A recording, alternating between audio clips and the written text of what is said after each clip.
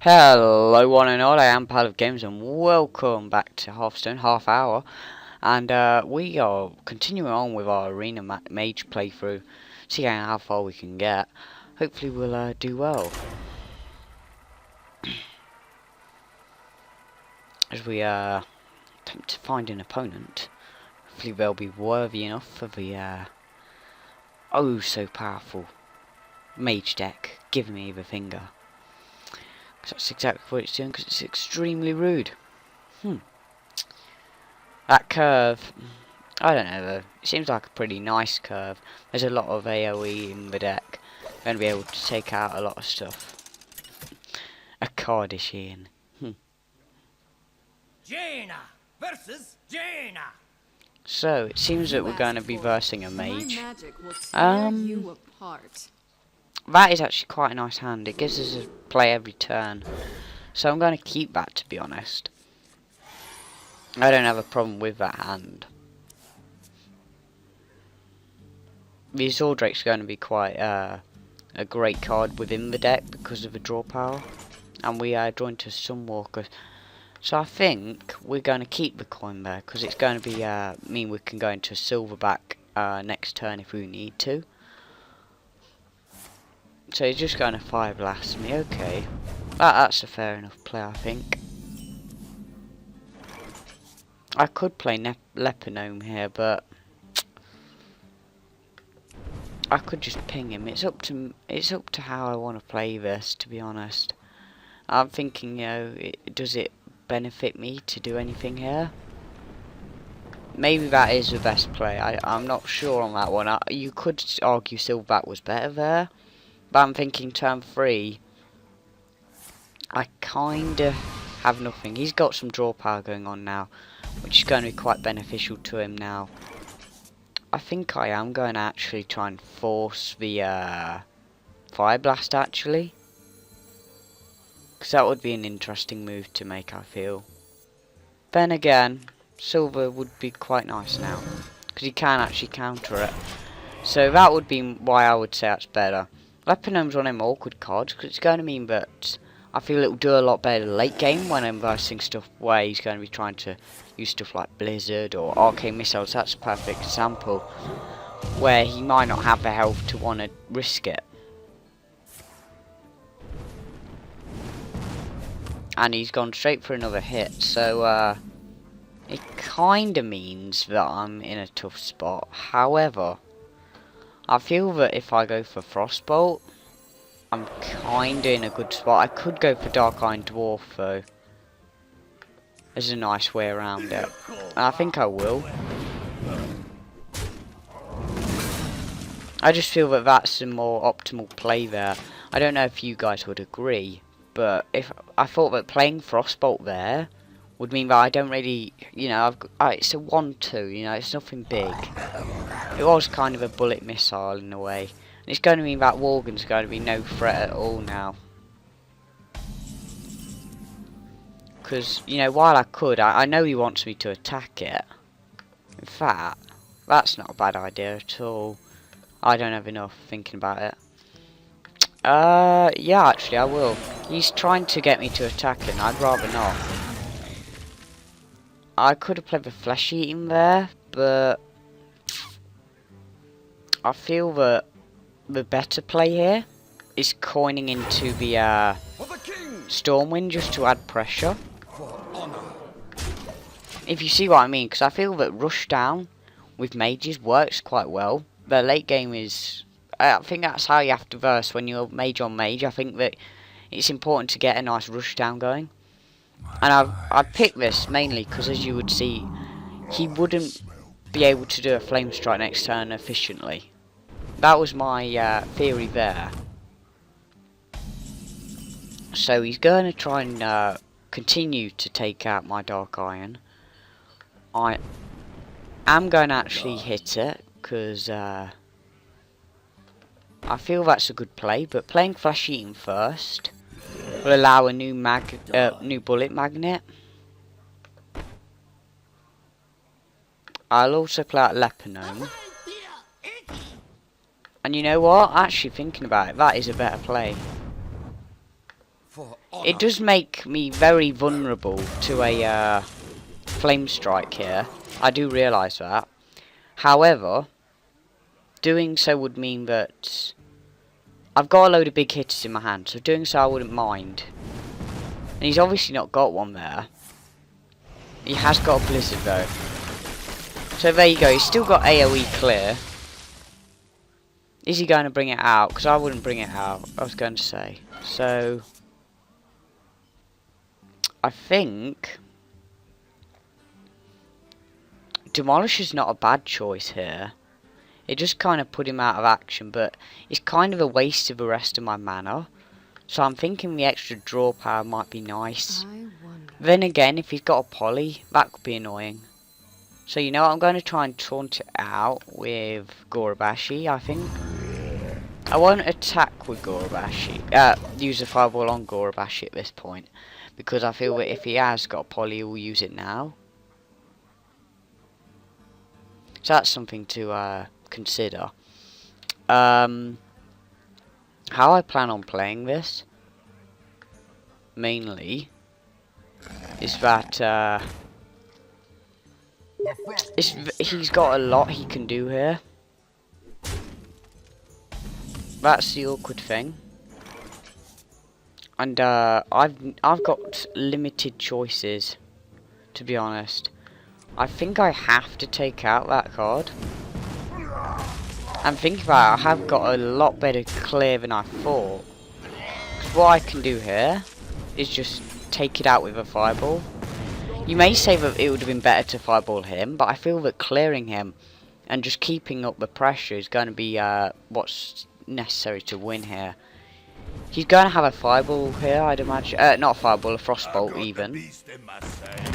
Okay, so that was a really clever move he made there. I really like that.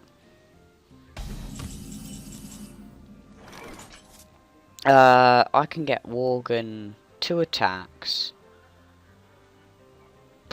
It's tough because he could have a very annoying card left lying in the wind. So I could just try and taunt it out, see if it's a... okay, so it's not that. I'm going to go for pint size in case it's that.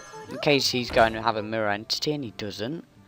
So I'm going to just be a little annoying. You know what, I think it's best to leave it there. Just because that 4-2 is really annoying. A lot more annoying than it would seem actually. Because either way he can trade with it. And I feel that I don't want to give him that opportunity when I can hit him with a 2. So he wants to rush me down here, and that's fine. I've got a nice position here, so I'm going to take advantage of that. By playing into... Is Sunwalker the best play, I'm thinking? I wonder... I feel the draw power is nicer, so I'm going to go for that.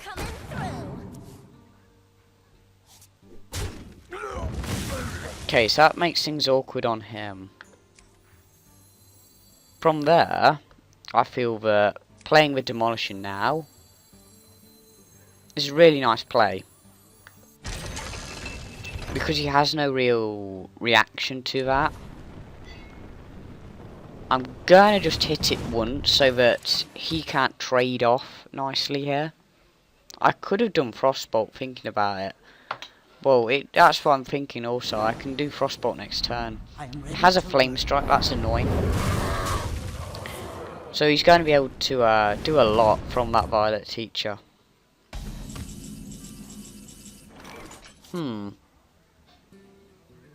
It makes things hard now, definitely.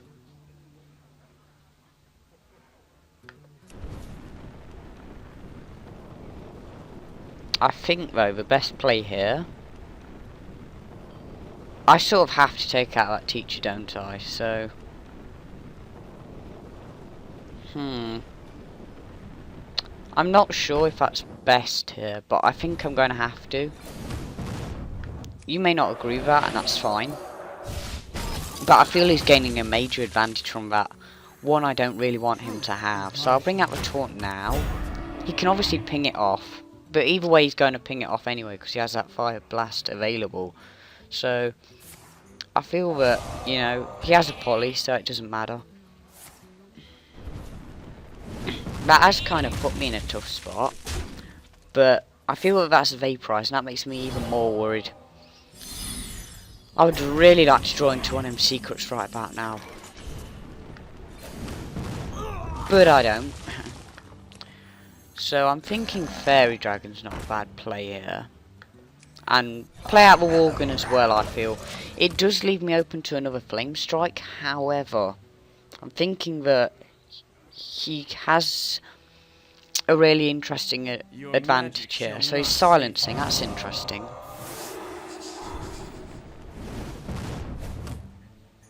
Has he got a follow-up? No, okay.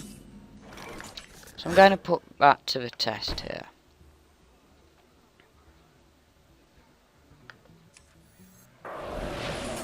Freeze is going to work really nicely here, I feel. Because I can ping off that.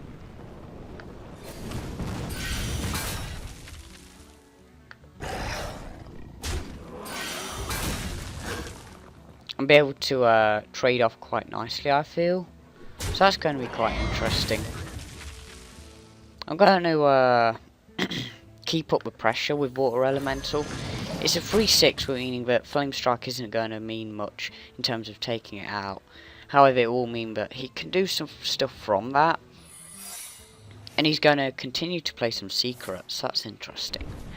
I feel that he's definitely got a Vaporize no matter what. So I'm going to just target him, see what happens. Okay, nothing. So I'm going to go for my less known one of the two. Now that I've seen that, I'm definitely going to power it up. So I think next turn I'm quite in the driver's seat, definitely. Scarlet Crusader works out really nicely here. And he did have a mirror entity after all. He doesn't... Oh, he does get the Divine Shield, okay. That's actually really nice of him. I didn't consider that second one to be one. I'm trying to think what that could be then.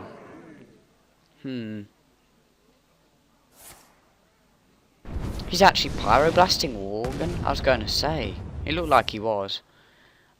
That is nasty. That's actually gave him game, potentially. Luckily, that taunt comes along, so that's going to stop him in his tracks. For one turn. So I have to kind of put myself in a position where I have to play everything, really. A Flame Strike means that he's going to really basically win here. So, as long as you don't have a Flame Strike, I'm kind of in the game for one turn. He still gets to 5 blast me. So if he's got any AoE, he can beat me. Engaging TC-130. Ooh, Mental dislocator. that is bad.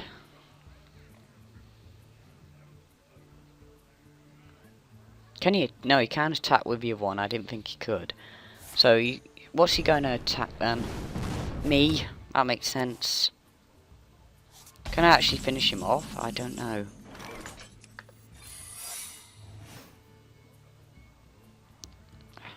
Why didn't I get the boost off that? Why can't I attack either? Oh wait, okay, it's just slow, I think. Get a bit of lag. I'm pretty sure it's the case. I don't even know why. Yeah, it seems that way. It's not responding, really. Oh, I've got disconnected, great. DC'd from that one, amazing. So it would seem Arena has gave me an amazing amount of just crap. So, we will try and relaunch. That was really lame. That is annoying. But I'm going to just leave it there for the first half of it. I'll try and merge them together, I would imagine. I'll try my best anyway. So if it works, you'll see me right back in a minute, guys. If not, never mind. And we are back. So doesn't you just hate it when that happens? It's because, you know, Hearthstone's still beta, and, you know, there's problems with it still. However, to round it up, I suppose, I'll play a bit of ranked, just to fill in the last 15 minutes or so. So, I've gone down a bit, so it's not great. But I showed off Mage, so I'll show you off another class, I suppose. I'll show you off Warlock. It's not the greatest deck, I've got to be honest. There's stuff I need to add to the deck and such, but at the minute it's looking good. I'll continue that arena next time and hopefully actually get a win.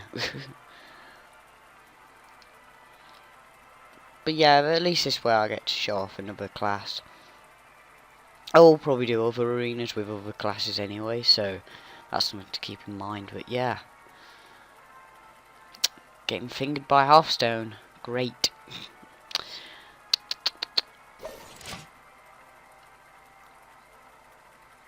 We are still finding a opponent,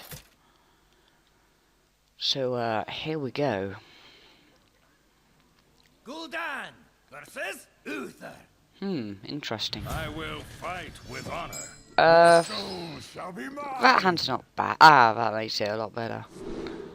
So the way that sort of Warlock works is that they, because of their hero power, they get nice draw power. So they mainly run off just outlasting the opponent in terms of cards. No, really nice opening card. Also, their actual cards themselves tend to be like really strong, but have like a disadvantage to them, which is can be annoying. I've got to agree. Reporting for duty. So I think what I'm going to do here, considering the position I'm in, is just ignore him. It does give me a risk by doing that, but when you're using taunts, I feel that in most situations you want them attacking you.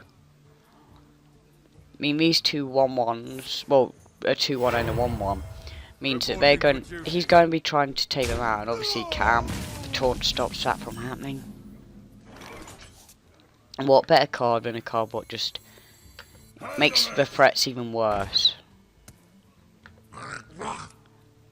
So I'm going to just try and mow him down basically here, and I'm probably going to do it with some real succession. There's another example, you know, discard, but not just discard, some of them will be like, you take so much damage, and even their hero power is that. So Consecration has screwed me here, quite a bit. I'm kind of sort of making my way back now because of that. However, not to worry, Flesh Eating's going to get a lot of advantage here because of the hero power I'm playing against. So he has taunt. Now that's kind of annoying. However, it's not terrible. That's all. So there's the disadvantage for that. It's going to hit ours as well. So we don't want to use that at the minute.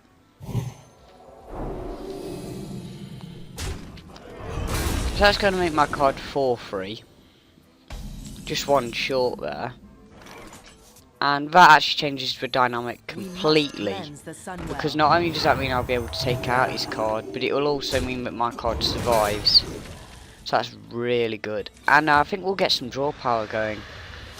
To start sort of taking advantage of the power we've got available to us.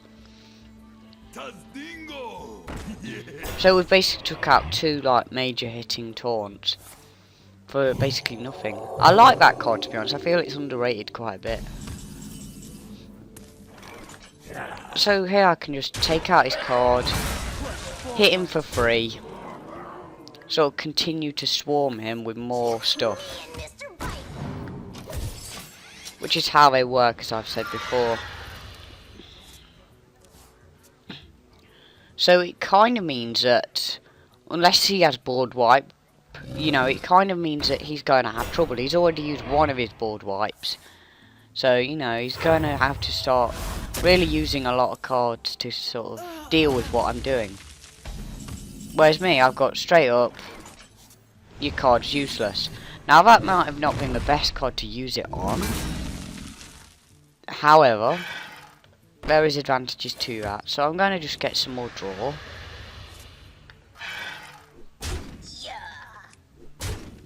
You know what? The coin's not a bad idea here. Just to continue to hit on him. It really puts him in a bad position. I don't really want to use stuff like this now, when I've got board wipe available for what I could lose. No, there's just too much risk involved at the minute, I would say. Join or die. That's really nice for him. And I kind of find it annoying that I have to, but taking out his cards kind of really needed. And I lose a Hellfire, so that's kind of a big deal to have to lose that. Saying that, I've got a lot I can take advantage of here. Don't mess with Tusker. As you see, once again, you know, I've constantly got loads of monsters to keep throwing at him. And to take advantage of that even more, so I've picked a load of creatures with battle cries which bring out even more. Which makes it really hard on him, to be honest. Now, he's done a really nice move there, I've got to agree. I'm gonna probably try and take it out in the most logical fashion possible. And the way I plan on doing that is with my cleric. We must cleanse the Sunwell. Suck steel. Because it means I'm going to lose a lot less for it.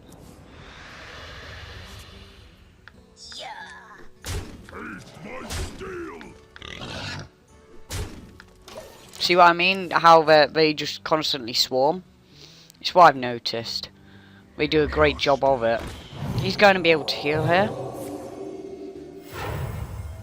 Reporting for duty. However, I can take advantage of Mortal Coil here to get even more draw power. I am going to risk another draw, and it works out perfectly. Handle it. And we can hit quite hard here, actually.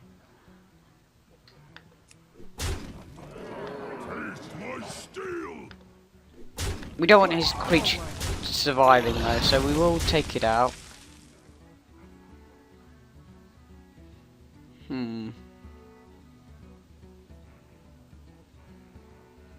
Void Terror is not a bad play here, but I'd rather keep it to be sure that I'm needing it.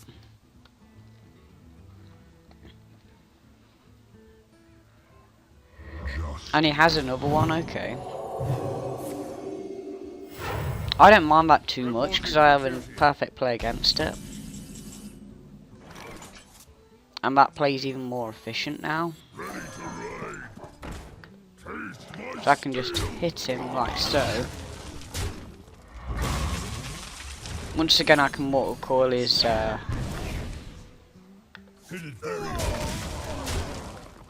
currently got 7. I probably ain't going to draw again because I kind of don't need to now. I'll just wait it out, I think, to be honest. See how he combats The us. gates are open. This time for sure.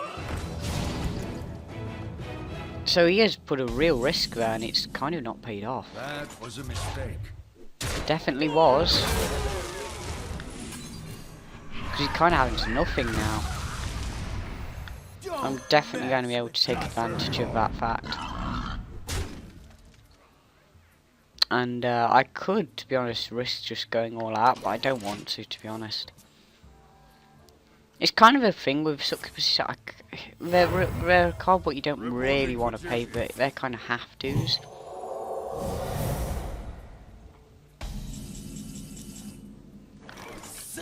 What the best way of dealing with this is... Hit it very hard. I think Void Terror is a perfect play here, actually.